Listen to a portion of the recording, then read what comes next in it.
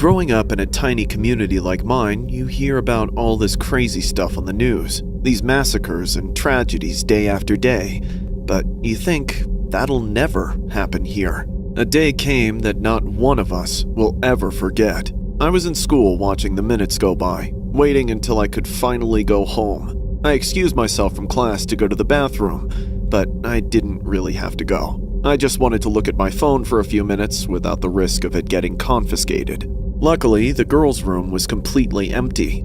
I took the stall, second from the end. While scrolling through Snapchat, I tapped through a bunch of people's stories, but one person had quite a few more posts than anybody else. They were absent that day, and whenever they stayed home from school, which was quite often, they always did a bunch of schizo posting. Growing up, their name was Jessie, until they came out as transgender and started going by the name Jennifer. I changed their name on Snapchat, but otherwise, I didn't really care. I wasn't friends with them, just acquaintances because everybody knew everybody. What matters is, completely regardless of their gender, Jennifer was a nutcase. They were crazy before transitioning, and they were just as unpopular afterwards. After being on my phone for a few minutes, I decided to finish up before my teacher got suspicious. Just as I was starting to finally piss, someone walked into the bathroom. I couldn't tell if they were a teacher or a student. They were being oddly quiet. It sounded like they went into a stall, but I didn't hear it close or anything like that. Of course, I had no reason to be overly cautious, so I wrapped up and exited the stall. Right as I walked out of it, a loud sound started reverberating through the bathroom. Someone had started pissing. Then I took another couple steps and passed by a stall I thought was empty. But even though the door was open, it was absolutely occupied. I saw none other than Jennifer pissing while standing up in full view. It took everything I had to not stop and stare in shock. I forced myself to continue to the sink and wash my hands. Jennifer had enough time to finish her business at the toilet and started washing her hands in the sink next to mine. That's when I saw the blood, a shocking amount of it, all over her. My hands froze under the tap. It didn't take long for Jennifer to catch me staring either. She then looked directly in my eye, a sickening smirk on her face. I couldn't tell what was going through her head. When Jennifer turned off the faucet, she also reached over to shut off my sink as well. This action brought her close to my face, close enough for me to smell the pungent sweat in her pits. That, and the distinct metallic stench of blood. It wasn't paint, and she hadn't gotten all of it off yet. When she whispered to me, I knew there was no right answer. Every word was sealing my fate. "What are you staring at, princess?" Nothing. I don't have a problem with you being in here, I swear. Really? Don't tell me you're not used to the sight of blood. It's not that. I'm not used to people using the bathroom with the door open. That's all. Did I forget to close it? Man, my bad. I was just practicing my aim. How would you like to help me with target practice? A chill ran through my whole body. Regardless of what she meant, I wasn't sticking around to find out. I immediately turned around and ran. I sprinted down the hallway, not looking back until I was at the stairwell. My plan was to just make sure that she didn't follow me back to my class, maybe double back across the second floor. But then I saw her, not running, but just then exiting the bathroom. She looked at me across the distance with a look on her face I'll never forget. Then she crossed the hall and entered the classroom I came from. A moment later, the shots started. I was no hero. Any chance I might have had to warn people was long gone, and doing so might have gotten me killed anyway. I saw my exit, and I took it. By the time the massacre was over, she had killed 8 people. The first 2 were at her house. The blood I saw her washing from her hands belonged to them. Then, she came to school and killed 6 more before taking the easy way out.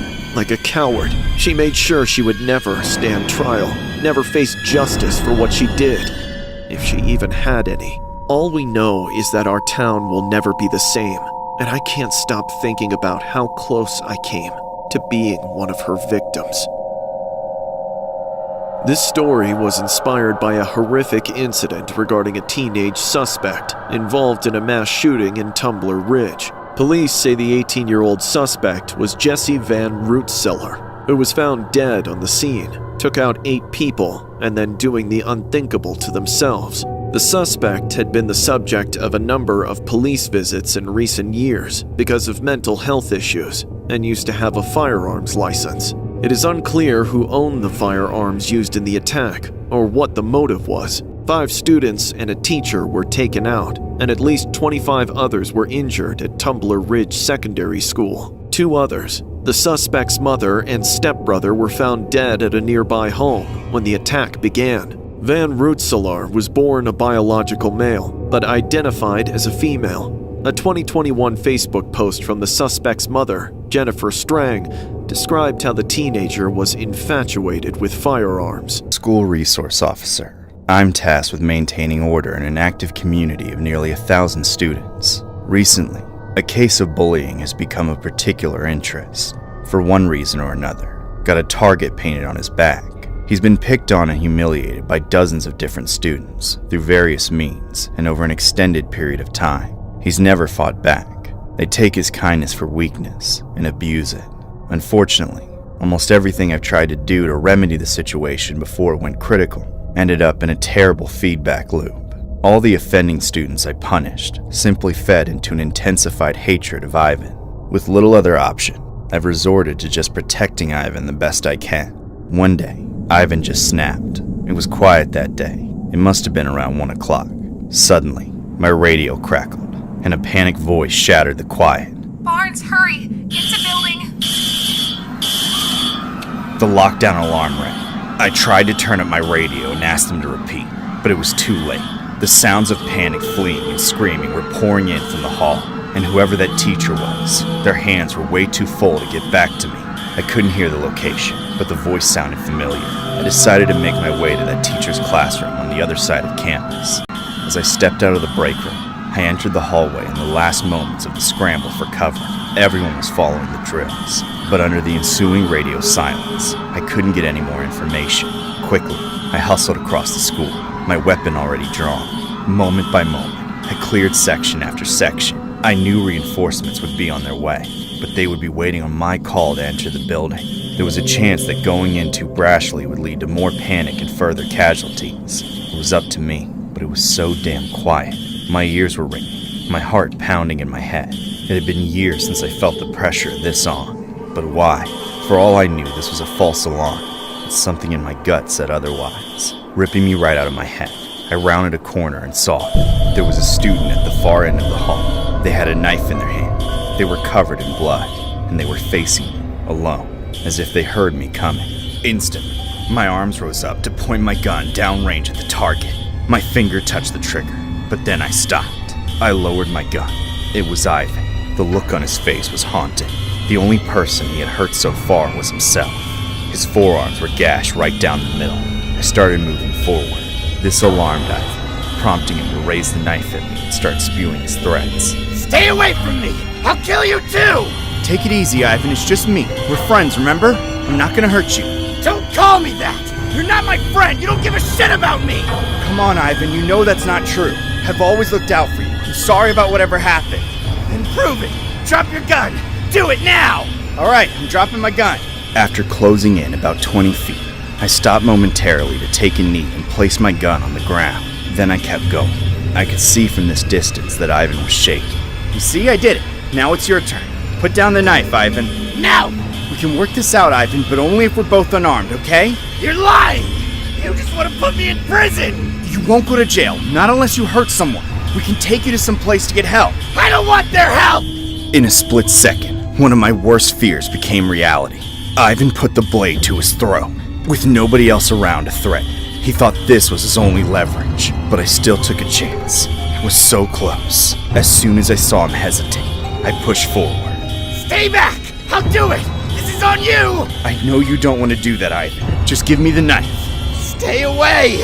Ivan, please! Out of nowhere, the knife came back toward me. Time froze, and the next moment I remember, I had Ivan's wrist in my hand, nearly crushing it, holding back the knife just inches from my neck. Had he been any stronger, had I been any slower, a very different sight might have been my last. However, in that moment, Ivan knew he had no other path forward but to comply.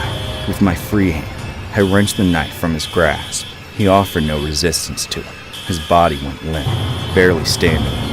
I tossed the knife behind my back and put my arm around under his shoulders to support him before he fell. The blood loss, the adrenaline, the extreme emotions, all of it took a toll on him.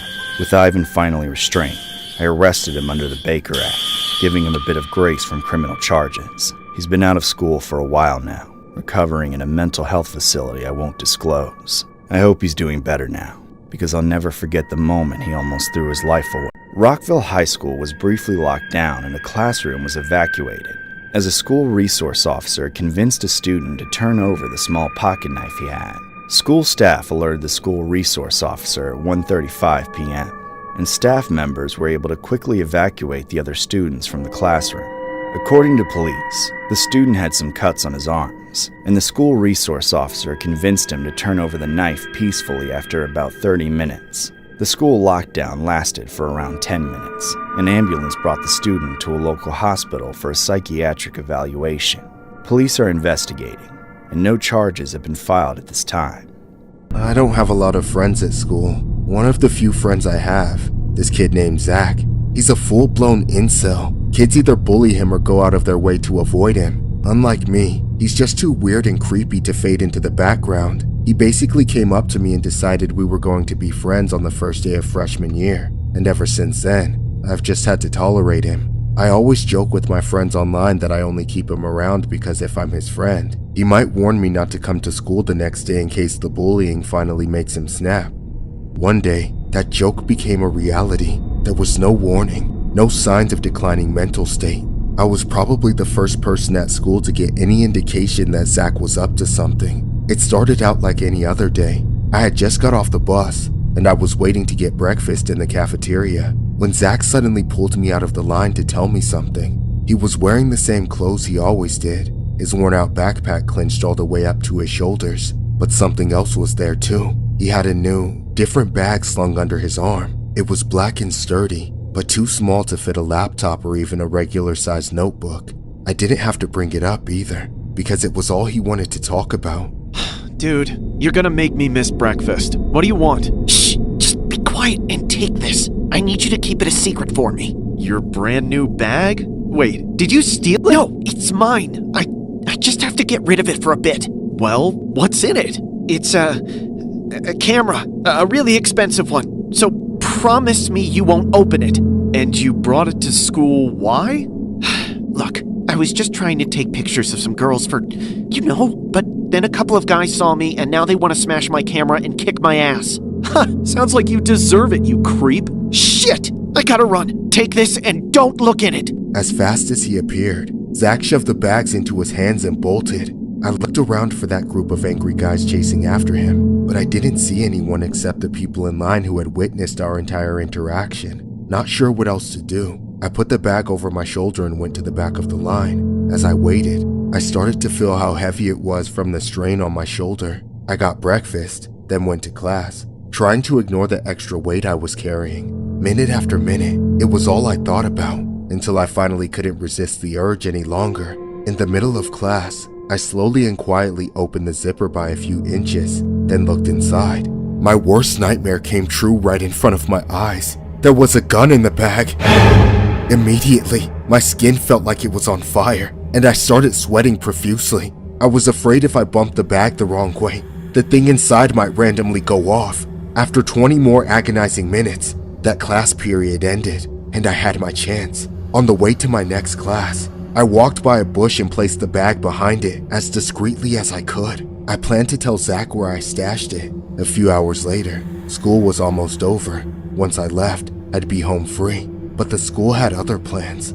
Suddenly, someone got on the intercom and said the school was in lockdown. I started freaking out all over again. I couldn't tell anyone. I couldn't let anyone know. I had to keep quiet and follow instructions. The teacher locked the door, turned out the lights, then directed us all under our desks. We hid there, as many kids whispered and wondered if our school was next in the string of recent shootings. Meanwhile, I was silently terrified that someone had found the bag and was using the gun inside the school. As we began to hear screaming in the halls, the mood shifted. We all still hoped it was just some stupid kids playing a crude joke, but it seemed like blood was really being spilled out there. Then, after almost an hour, the lockdown was lifted. Despite how grim things seemed, nothing bad had actually happened. I left the class with everyone a few minutes later. Then I started making my way to the buses. And yeah, just before I was able to step onto the bus, 2 police officers stopped me and told me to come with them. They led me to the principal's office, where a dozen other cops and school administrators were waiting for me. Just my luck, someone had found the bag, and I was right there on camera, stashing it. I flipped on Zach instantly, not caring about him at all, just wanting him to take the blame for the shit he dragged me into. Of course, even though Zach got arrested for bringing the gun, I couldn't avoid getting taken into custody either. I'm in nearly as much trouble as him for knowing about it and not reporting it. All this time, I was friends with Zach as a safety measure, just for him to ruin my life. This school lockdown story was inspired by an incident involving 2 students who have been charged following a weapons call that forced the lockdown of 3 Port Colborne, Ontario schools. Niagara police say Port Colborne High, Still Street, and McKay Public were placed into hold and secure protocol amid reports of a student with a firearm. Investigators say a gun wasn't located inside Port Colborne High, near Still High, and Elkin Street after a thorough search with the K-9 unit. However, one would be seized at a location outside the learning facility. There were no injuries in the incident, and students were sent home early. The 2 students are facing charges connected with possessing a firearm. One of the teens has an additional charge for careless use of a firearm.